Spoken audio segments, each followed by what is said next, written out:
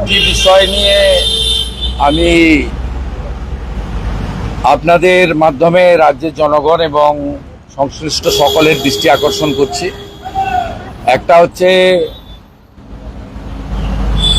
অবৈধভাবে ৭৬টা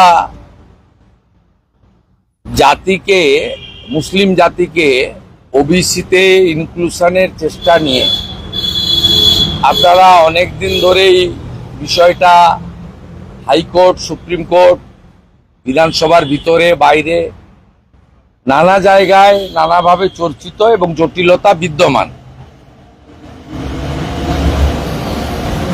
যেহেতু ৭৬টা মুসলিম জনগোষ্ঠীকে মমতা বন্দ্যোপাধ্যায় তার ভোট ব্যাংকের জন্য ওবিসি করতে পারেননি, সেই জন্য মুখ্য সচিব মনোজ পন্তের নেতৃত্বে মমতা বন্দ্যোপাধ্যায় চাটুকার স্তাবকরা তারা আবার একটি অবৈধ কাজ শুরু করেছেন।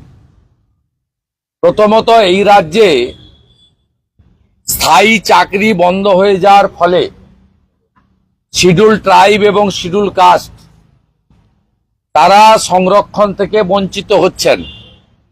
আদিবাসী সমাজ এবং তফসিলি জাতি সমাজ, কারণ প্রায় কয়েক লক্ষ পোস্ট, পার্মানেন্ট পোস্টকে অ্যাবলিশ করা হয়েছে, তার বদলে ৭০-৮০ হাজার এই ১০-১২ বছরে কন্ট্রাকচুয়াল নেওয়া হয়েছে।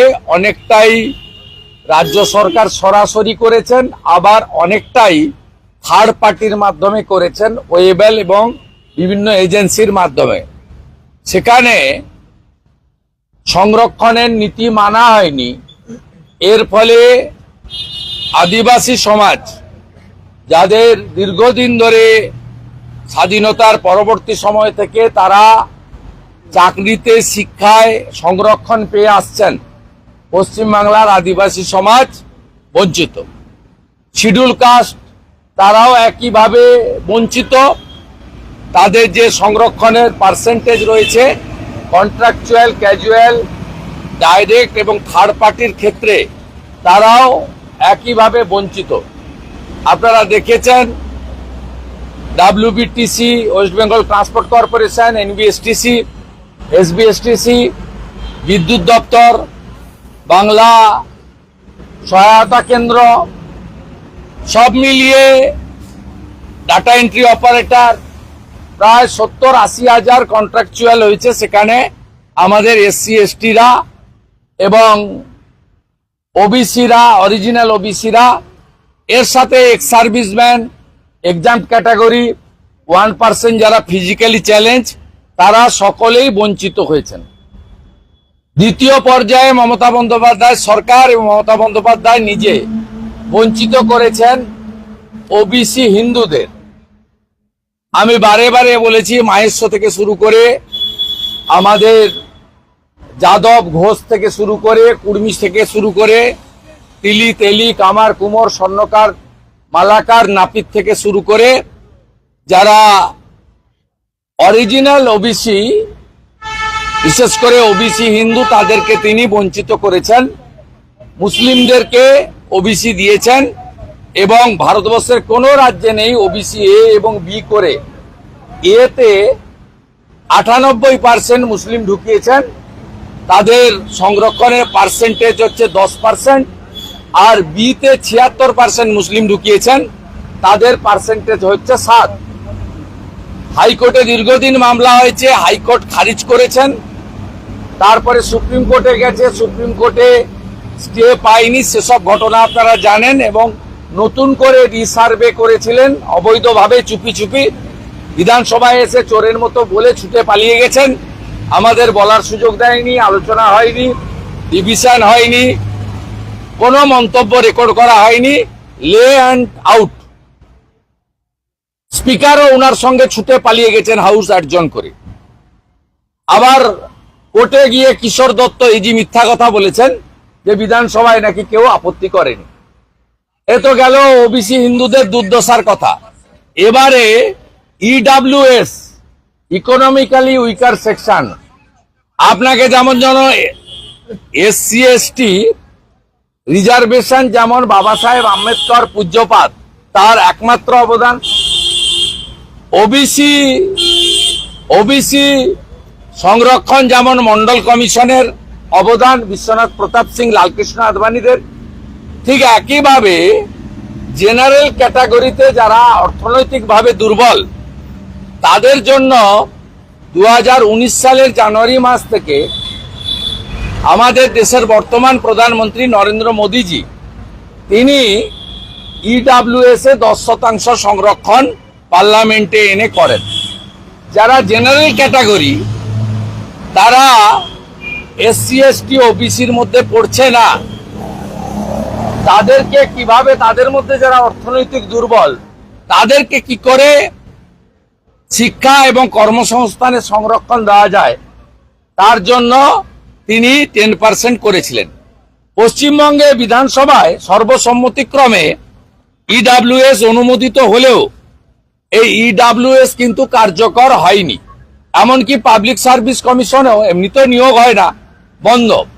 এরা করেছে যেহেতু রিসার্ভে করে মুসলমানদের নাম ঢোকানোর পরেও জাস্টিসরা ডিভিশন বেঞ্চ খারিজ করেছে, তাই এরা ইডব্লিউএস এ জেনারেল ক্যাটাগরিকে বঞ্চিত করার জন্য বেলদার মুসলিম, খোট্টা মুসলিম, মুসলিম সর্দার এই তিনটে ক্যাটাগরিকে ঢুকিয়ে দিয়েছেন ইডব্লিউএস। তার মানে প্রথমে এসসি এসটি কে বঞ্চিত করলেন, পরে ওবিসি হিন্দুদের বঞ্চিত করলেন, এখন জেনারেল ক্যাটাগরির যারা হিন্দু আছেন আপার কাস্ট কিন্তু ইকোনমিক্যালি উইক তাদের যে সংরক্ষণ সেখানে তাদেরকেও বঞ্চিত করে আপনি একটা ফর্ম ওয়েবসাইট দেখে নেবেন। ওয়েবসাইটের ফর্মে পরিষ্কারভাবে তিনি বলেছেন বেলদার মুসলিম, খোট্টা মুসলিম এবং মুসলিম সর্দার এইটাকে তিনি বলেছেন অ্যাপ্লাই করার জন্য। এই যে নাছর বাঁধা হাই অ্যাপিচমেন্ট এবং এতে কার্যত হিন্দু এবং আদিবাসী এরা পশ্চিমবাংলায় এই সরকারের দ্বারা, এই ভয়ঙ্কর মুসলিম লীগ 2 সরকারের দ্বারা একেবারে বঞ্চিত।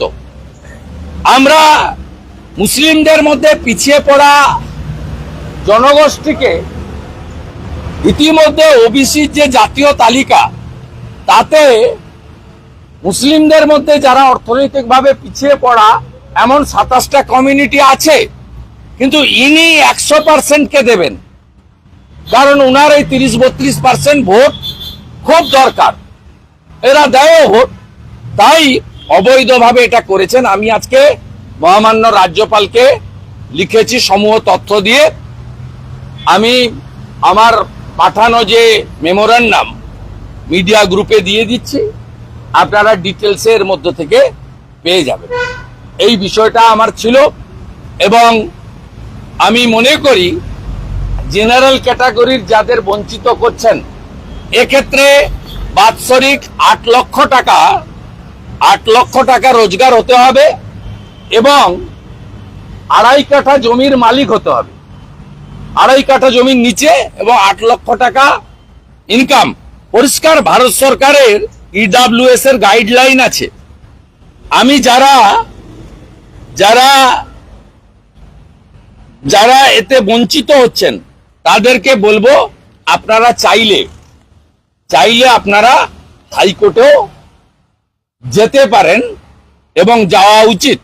এছাড়াও কোনো মাননীয় উকিল সহ যারা সংবেদনশীল মানুষ তারাও ইডব্লিউএস এ ওবিসির মতো আবার যে বড় ঘোটালা, মমতা ব্যানার্জি ঘোটালাবাজ, একমাত্র এক চোখ বন্ধ থাকে শুধু কি করে মুসলিমদেরকে তোষণ করা যায়। তোষণ মানে চাকরি ফাকরি দেবে না, একটা চঁথা ধরাবে সার্টিফিকেটের।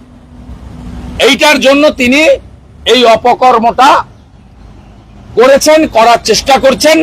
রুখে দেওয়ার জন্য আমি জেনারেল ক্যাটাগরির বঞ্চিত লোকেদেরকে বা আমাদের দায়িত্বশীল আইনজীবী সহ সমাজের যারা আছেন তাদেরকে, যারা ইডব্লিউএস এর লড়াই লড়েছিলেন তাদেরকে একটা বড় লড়াই যেমন মন্ডল কমিশনের হয়েছিল, তেমনি মধ্যপ্রদেশ, উত্তরপ্রদেশ, রাজস্থানে, গুজরাটে ইডব্লিউএস এর জন্য কিন্তু জেনারেল ক্যাটাগরির অর্থনৈতিকভাবে দুর্বল লোকেরা, গরিব লোকেরা, তারাও কিন্তু লড়াই করে এটা আদায় করেছে। এবং এসসি এসটি রিজার্ভেশনের রূপকার যদি বাবা সাহেব আম্বেদকর হয়ে থাকেন, মন্ডল কমিশনের রূপকার যদি বিশ্বনাথ প্রতাপ সিং, রাজকৃষ্ণ আদবানি হয়ে থাকেন, ইডব্লিউএস এর রূপকার কিন্তু নরেন্দ্র দামোদর দাস মোদীজি। তাই এই বিষয়ে আমি আজকে লিডার অব অপোজিশন হিসেবে আমার দায়িত্ব সাংবিধানিক প্রধানের কাছে রেকর্ড করানো, আপনাদের মাধ্যমে জনগণকে এবং জেনারেল ক্যাটাগরির ইডব্লিউএস এর বঞ্চিত লোকেদের কাছে পাশে দাঁড়ানোর বার্তা দেওয়া। এটাই আমি বক্তব্য রাখলাম। দ্বিতীয় হচ্ছে, আপনারা দেখেছেন ইতিমধ্যে মিডিয়াতে এসেছে, ভারতীয় জনতা পার্টির প্রচুর কর্মী সমর্থক বিকেল 4টার সময় বিদ্যাসাগর বিশ্ববিদ্যালয় ঘেরাও করছে।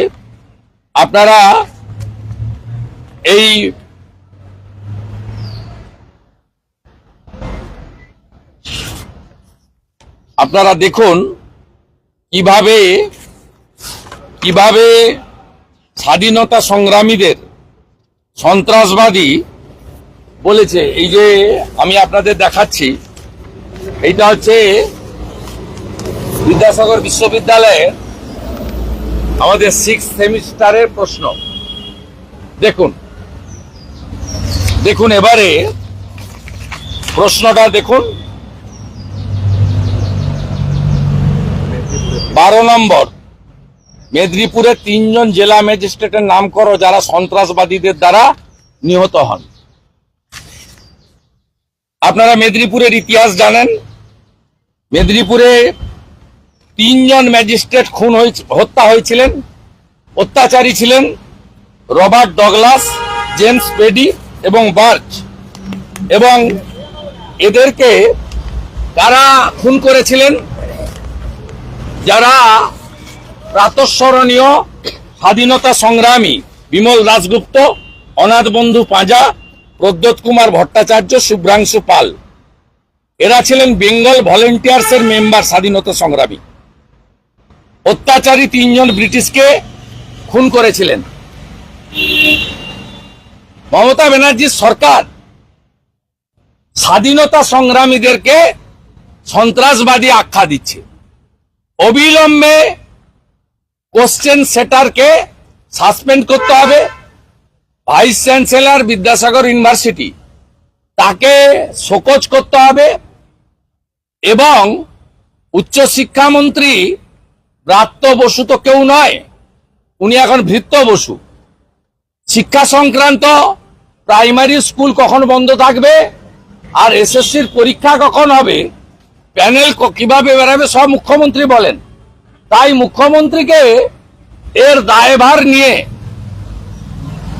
নিঃশর্তভাবে ক্ষমা চাইতে হবে। যেমন মুখ্যমন্ত্রী রাষ্ট্রপতি দ্রৌপদী মুর্মুকে নিয়ে অখিলগিরির সুবচনের জন্য ক্ষমা চেয়েছিলেন, ঠিক স্বাধীনতা সংগ্রামী বিমল দাশগুপ্ত, অনাথ বন্ধু পাঁজা, প্রদ্যোৎ কুমার ভট্টাচার্য, শুভ্রাংশু পাল, এদেরকে সন্ত্রাসবাদী বলার জন্য মুখ্যমন্ত্রীকে ক্ষমা চাইতে হবে। কারণ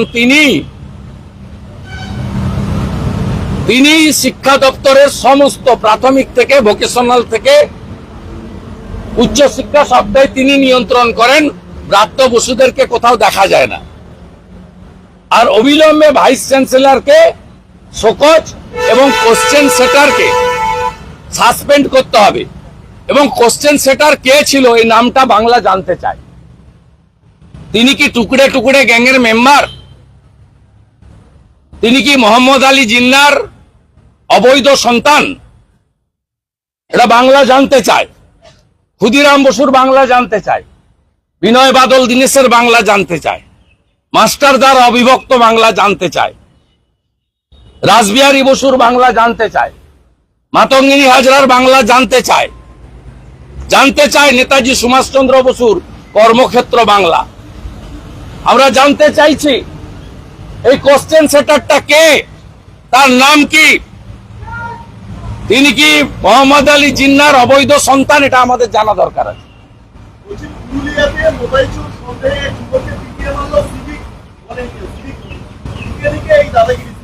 তো থামবে না, পিসির হাত আছে এদের মাথায়।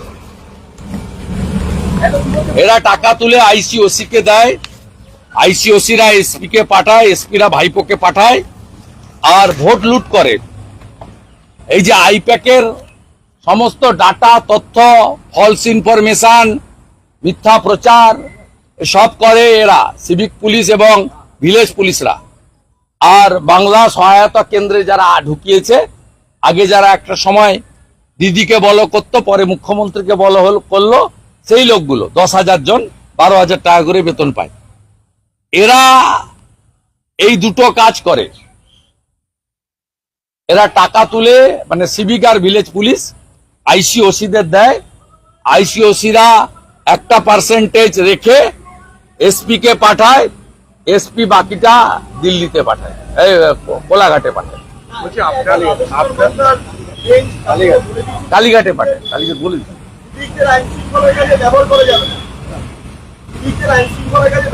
ওটা তো হাইকোর্টের স্ট্যান্ডিং ইনস্ট্রাকশন রয়েছে। এরা ভাইপোর কাছে প্যাকেট প্যাকেট করে এসপিরা যে টাকা পাঠায় কালীঘাটে, সেই টাকা ওখান থেকে সিভিক ভলেন্টিয়ার এবং ভিলেজ পুলিশরা তারা সংগ্রহ করে, আর ভোট লুটের কাজ করে, আইপ্যাককে ইনফরমেশন করে, সমস্ত জায়গায় ভোট লুটে এরা নেতৃত্ব দেয়। এরা বেপরোয়া, এদের আপনি কিছু করতে পারবেন না। ওই আপনি দুদিন দেখাবেন, সাসপেন্ড হবে। এরা সব তৃণমূলের, এরা কেউ মাঠে ছোটেনি, কেউ পরীক্ষা দেয়নি। হাওড়া উত্তরের বিধায়ক তিনি একটা হিট অ্যান্ড রান কেসে ফেসেছেন। কাঞ্চন মল্লিকের যে ব্যবহার হাসপাতালে অভ্যন্তরে দেখা যাচ্ছে, উড়িষ্যা বলে কেস হয়েছে, ড্রাইভার অ্যারেস্ট হয়েছে, উনি চালাচ্ছিলেন না, ওনাকে ডিটেন করেছে। প্রয়োজন হলে উড়িষ্যা পুলিশ আবার জিজ্ঞাসাবাদও করবে। ওখানে আইনের শাসন আছে, এখানে আইনের শাসন নেই। কাঞ্চন মল্লিক তো বারে বারে বেপরোয়া কাজ করে, বারে বারে করে। এদের মাথায় পিসির হাত রয়েছে, অতএব এরা বেপরোয়া। আপনার বিধানসভা এলাকার যে প্রজেক্ট, রেলের প্রজেক্ট, এর রেল চিঠি দিচ্ছে রাজ্যের কাছে যে জমিটা দেওয়া হোক, দীর্ঘদিন ধরে নন্দীগ্রামের প্রজেক্ট আটকে রয়েছে। আপনি এর আগে একাধিকবার কথা বলেছেন। 80 একর জমি দরকার ছিল, 74 একর জমি, 74 একর জমি রেলের হাতে আছে। 6 একরের জন্য বারে বারে লিখছে, এবং এরা চিঠি না দিলে নন্দীগ্রামের জনগণকে দিয়ে আমি মামলা করব জনস্বার্থে, যাতে রাজ্য সরকার দিতে বাধ্য হয়। রাজ্য সরকারের শুধু নন্দীগ্রাম দেশপ্রাণ রেল প্রজেক্ট নয়, এরকম 61টা রেল প্রজেক্টে জমি দিচ্ছে না, যেটা মাননীয় নরেন্দ্র মোদীজি প্রধানমন্ত্রী আলিপুরদুয়ারের সভা থেকে বলেছেন যে রেল, জাতীয় সড়ক, এয়ারপোর্টে জমি না দেওয়ার ফলে আমি এখানে 90,000 কোটি টাকা রেডি করে রেখেছি, বিনিয়োগ করতে পারছি না। তিনি তার সাথে বলেছেন 8 লক্ষ পিটিশন পড়ে আছে বিশ্বকর্মা যোজনায়, আমি দিতে চাই, এরা দিতে দিচ্ছে না। ডিএমরা এই 8 লক্ষ পিটিশন দিল্লিতে পাঠাচ্ছে না।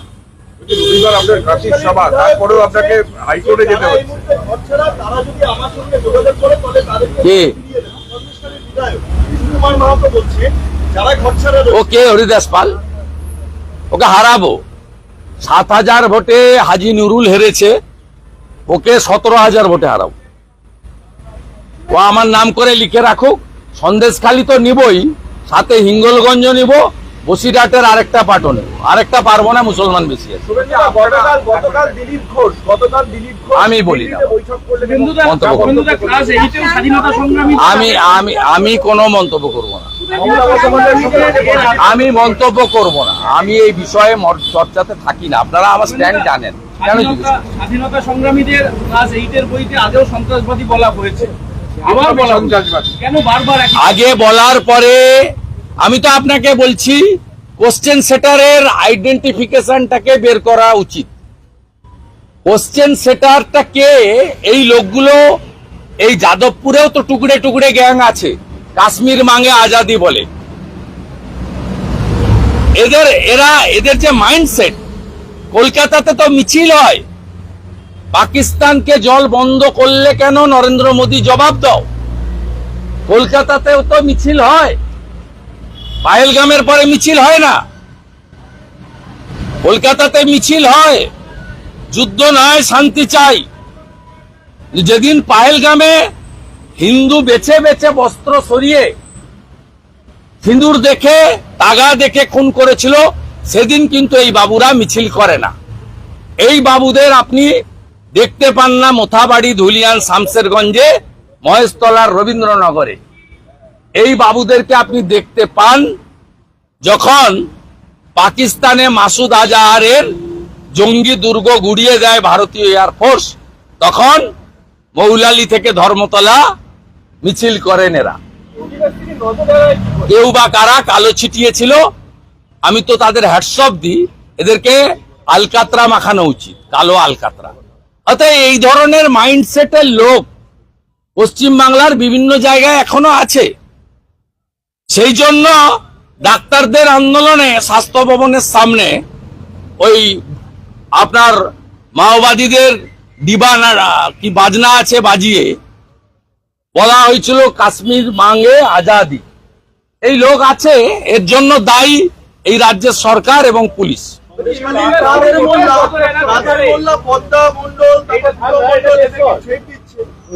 ইউনিভার্সিটি কি করে নজর এড়াতে পারে যেখানে সন্ত্রাসবাদী লিখে দেওয়া হচ্ছে?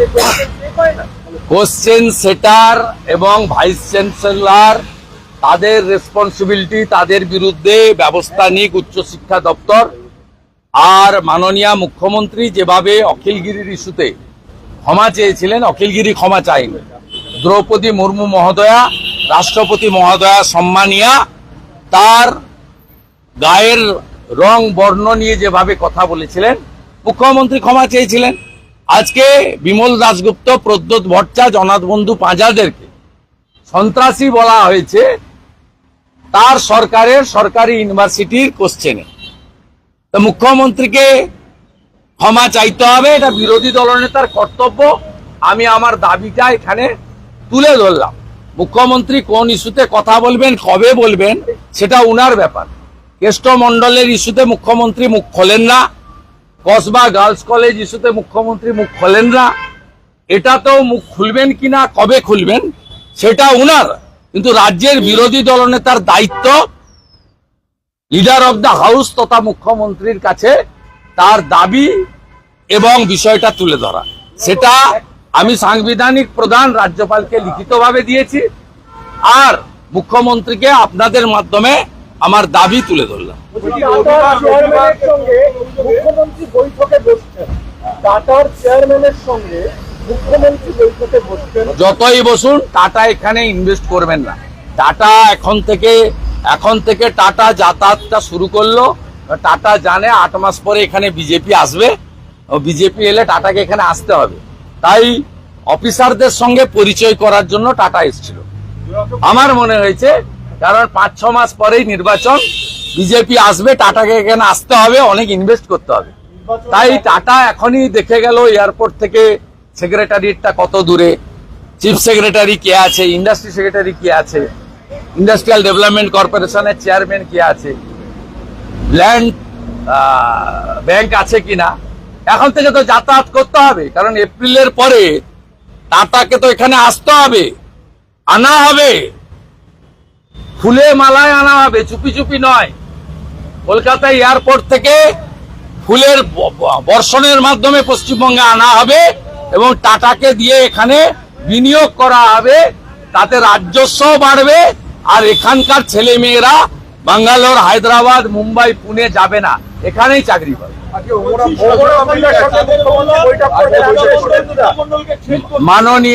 মাননীয় মুখ্যমন্ত্রী আরেক মুখ্যমন্ত্রীর সঙ্গে মিটিং করবেন, অত্যন্ত আনন্দের।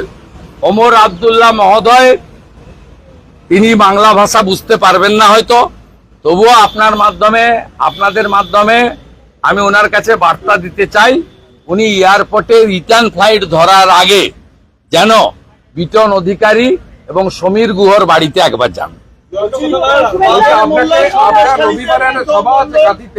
আমি 85 বার হাইকোর্টে গেছি, যুব মোর্চা আজকে জলপাইগুড়ি সার্কিট বেঞ্চে গেছে, আর কাঁথিতে একটি কন্যা সুরক্ষা আমার ছিল রবিবার, সেখানে পুলিশ বাধা দিয়ে চিঠি দিয়েছে। আমার উপস্থিতি থাকলেই, আমি নিজের কথা বলবো না, এটা রেকর্ড বলবে, আমার উপস্থিতি থাকলেই সাথে সাথে পুলিশ রিজেকশন চিঠি পাঠায় অর্গানাইজারদের।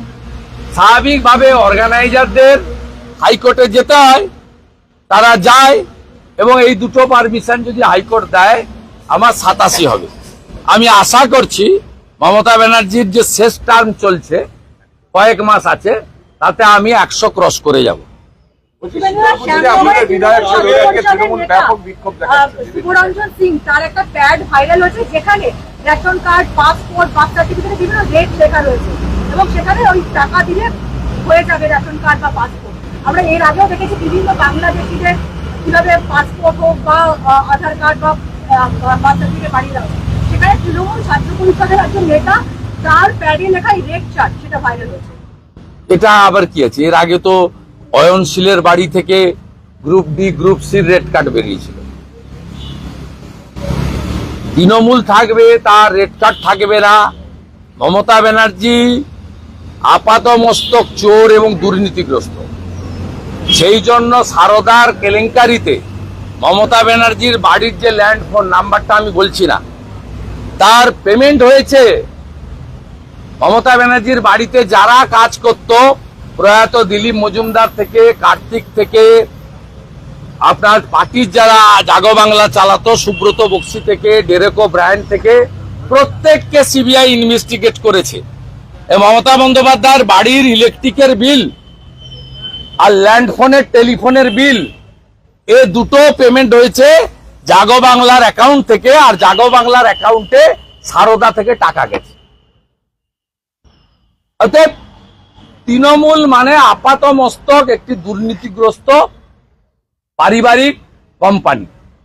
তার চেয়ারম্যানের নাম মমতা ব্যানার্জি, আর তার ম্যানেজিং ডাইরেক্টরের নাম তোলাবাজ ভাইপো। আপনি বিমান বন্দ্যোপাধ্যায়ের বক্তব্য নিয়ে একটা টুইট করেছেন, আর কাদের মোল্লা সন্দেশখালীকে থ্রেট তো করবেই। ওরা ভেবেছিল মমতা বন্দ্যোপাধ্যায়ের আশীর্বাদে সিআইডি মামলা ক্লোজ করে দিয়েছে, কিন্তু এই মামলা ওনারা ওপেন করেন আর সহযোগিতা শুভেন্দু অধিকারী। যেদিন হাইকোর্টে রেজিস্ট্রারের কাছে কেস করতে যা আমি নিয়ে গেছিলাম, এবং গত বছর 1 বছর পুরো লিগ্যাল ব্যাটেলে যা যা করার দরকার, লিগ্যাল ব্যাটেল লড়তে গেলে যেগুলো লাগে, উকিল ঠিক করা থেকে সবটাই বিরোধী দলনেতা করেছে। কারণ এই কেস অলরেডি ক্লোজ করে দিয়েছিল সিআইডি, চার্জশিট থেকে শেখ শাহজাহান এবং কাদের মোল্লাদের নাম বাদ।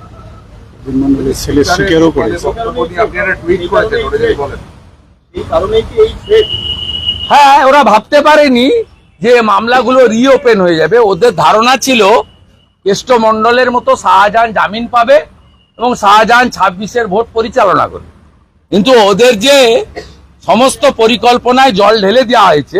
এবং এই ঘটনার পরে যত গুন্ডা আছে, লিটন থেকে, হাড়োয়ার খালেক থেকে, আমাদের হিঙ্গলগঞ্জের আয়ুব গাজী থেকে, ওখানে যত গুন্ডা আছে, তৃণমূল কংগ্রেসের গুন্ডা, বিশেষ ক্যাটাগরির গুন্ডা, তারা সবাই ভীত, আতঙ্কিত। এই কেস যদি চেপে ধরে এই অস্ত্র কোথা থেকে এসেছে, তাহলে দেখবেন বাংলাদেশ যোগ, আনসারুল বাংলা, হিজবুল মুজাহিদিনের যোগ বেরোবে, এবং এন্টার সুন্দরবন, সাউথ এবং নর্থ 24 পরগনা, এই সুন্দরবনে পুরো তৃণমূলের যে র্যাকেট, ল্যান্ড জেহাদ, লাভ জেহাদ, ধর্ম জেহাদ, ভোট জেহাদ, আর তো লুট জেহাদ আছে, এই র্যাকেটটা পুরো ধরা পড়ে যাবে। সিবিআই 3খানা মামলা অলরেডি টেক আপ করেছে, বড় র্যাকেট বেরিয়ে যাবে। সেই ভয়ে আতঙ্কে তারা উইটনেসদেরকে ধমকাচ্ছে, যেভাবে বাংলাদেশে হিন্দু নারী ওপেন রেপ হওয়ার পরে তাকে যেভাবে মামলা প্রত্যাহার করানো হয়েছে, এরাও চাইছে মামলা প্রত্যাহার করে নিক, তাহলে আমরা বেঁচে যাব। কিন্তু আমি আপনাদের বলে গেলাম, বাঁচার কোনো রাস্তা বা সুযোগ এরা পাবেন না।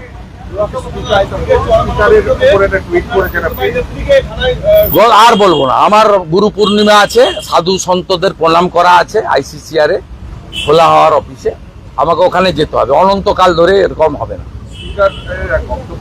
আমি লিখে দিয়েছি টুইটে, এক্সে, স্পিকার বলেছেন আমি বাংলা ভাষীদের উপরে অত্যাচার হচ্ছে উড়িষ্যায় বলবো।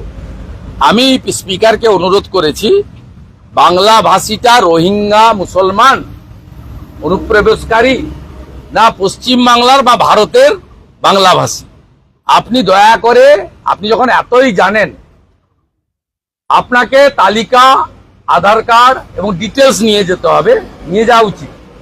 এটা আমি উনাকে অনুরোধ করেছি, স্পিকারকে তো আমি নির্দেশ দিতে পারি না, আমি ওনাকে অনুরোধ করেছি। আর দ্বিতীয় অনুরোধ করেছি উড়িষ্যা স্পিকারকে, যে কেন পার্লামেন্টে অধীর চৌধুরী পিএসসির চেয়ারম্যান হয়, এখন সি বেণুগোপাল পিএসসির chairman, Rahul Gandhi opposition leader, পশ্চিমবাংলায় অপোজিশন লিডারকে, পশ্চিমবাংলার অপোজিশন লিডারকে কেন হিউমিলিয়েট করেন, অপোজিশন এমএলএদের কেন সাসপেন্ড করেন, তৃণমূল নেতা সুমন কাঞ্জিলালকে পিএসসির কেন চেয়ারম্যান করেন, কেন বিজেপির কোন এমএলএ স্ট্যান্ডিং কমিটি বা হাউস কমিটির চেয়ারপারসন নেই, কেন অপোজিশন লিডারকে 8.5 মাস 4 বছরের মধ্যে বিধানসভার বাইরে রেখেছেন। এটা আমি উড়িষ্যা স্পিকারকে বলেছি, মাননীয় the great speaker of Bengal বিমান ব্যানার্জিকে প্রশ্ন করতে। শীতলকুচিতে আজকে বিজেপি বিধায়ক যেভাবে হ্যাকেল হলো আজকে, শীতলকুচি কি বলবেন? বিজেপি বিধায়ককে তৃণমূল সমর্থকরা ঘেরাও করে বিক্ষোভ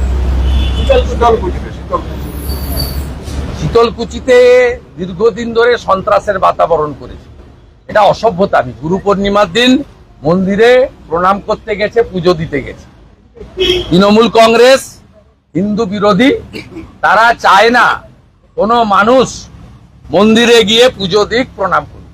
স্বাভাবিকভাবে মন্দিরে যাওয়ার জন্য তিনি তার শাস্ত্র বা তার ধর্ম অনুযায়ী কাজ করতে গেছেন, তাই একজন রাজবংশী বিধায়ককে, শিডিউল কাস্ট তিনি, তাকে এই ধরনের, এবং শিক্ষকও বটে, তাকে এই ধরনের আক্রমণ করা হয়েছে।